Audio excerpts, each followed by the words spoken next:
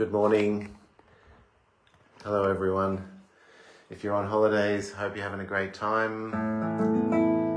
If not, and you're actually able to listen, I'm going to play a bit of music this morning and talk about my life, my spiritual philosophy, and how it has flowed into the creation of this new festival, The Ground Beneath Us. So let's just get in the zone first. I'll play a little bit of music for you.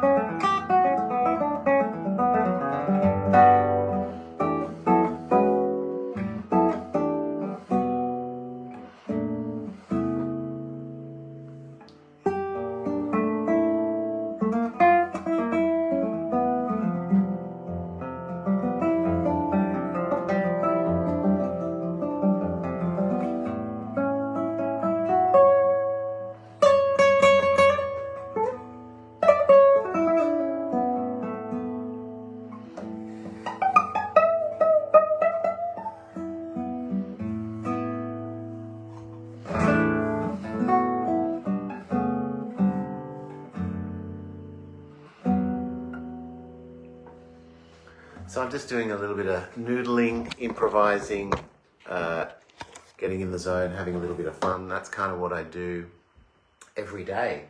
Basically wake up, grab my favorite bit of sandpaper, do my nails, take a few breaths. Breath work has become very important for me in my daily life, in my work, my teaching, in my music making. It's not really even meditation, it's just breath work. I focus on the breath and it helps me relax, concentrate, and engage in the moment with what I'm doing.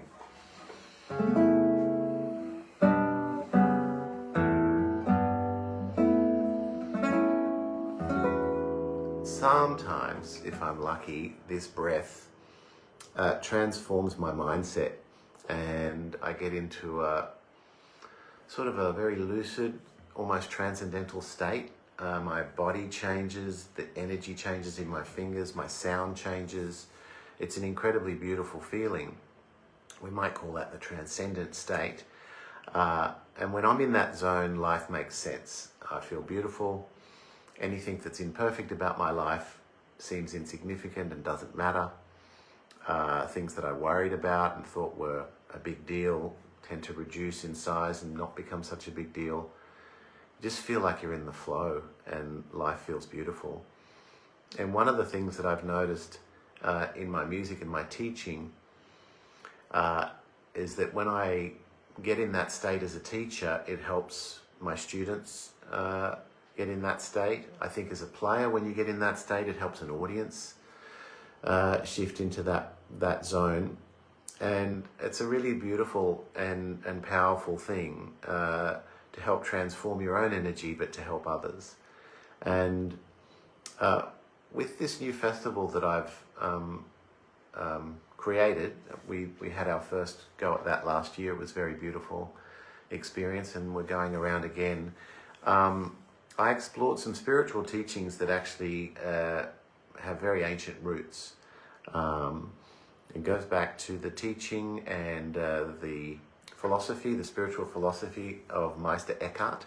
For those of you who may be interested in someone like Eckhart Tolle or Eckhart Tolle, who does a lot of important work in mindfulness and presence and shifting consciousness, he got his name from Meister Eckhart.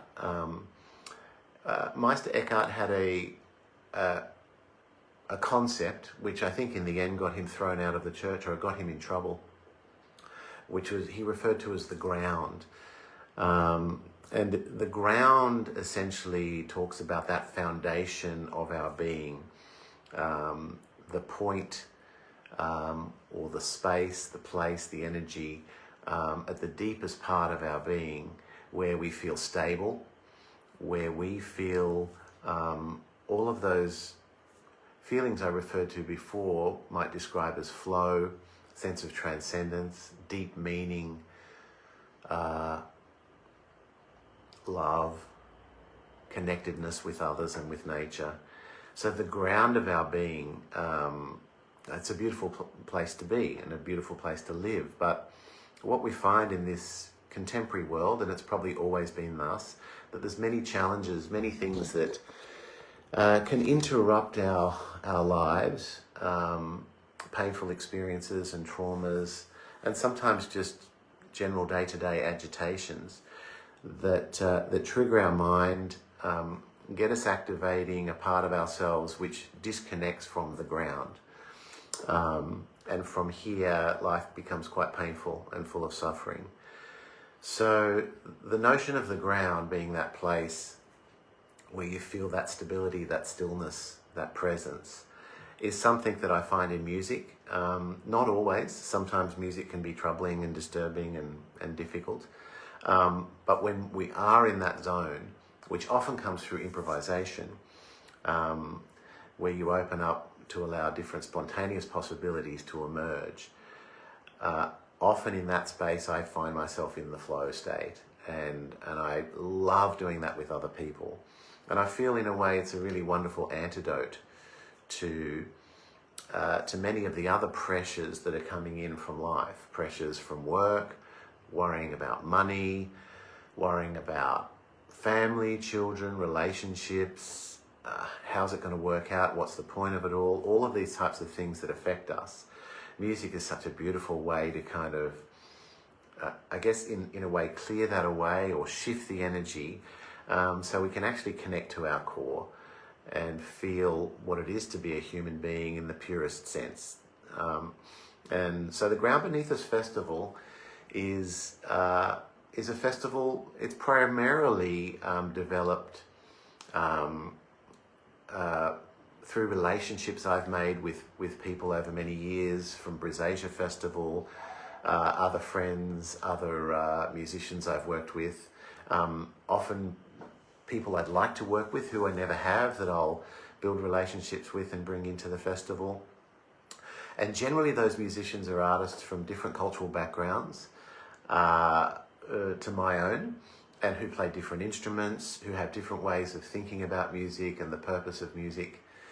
And they really offer me a different way of sensing and understanding the music process.